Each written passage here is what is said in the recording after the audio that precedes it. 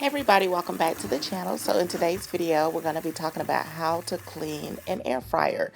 So this is my latest kitchen gadget, and it is such an awesome gadget that it's earned a space on my countertop.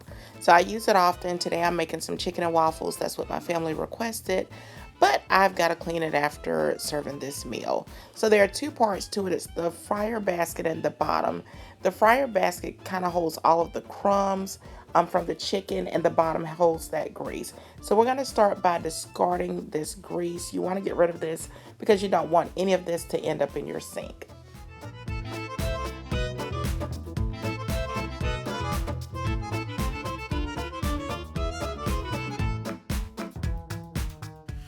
I take a paper towel or a wipe to remove the remaining crumbs and grease, and then I hand wash the fryer basket as well as the bottom of the fryer.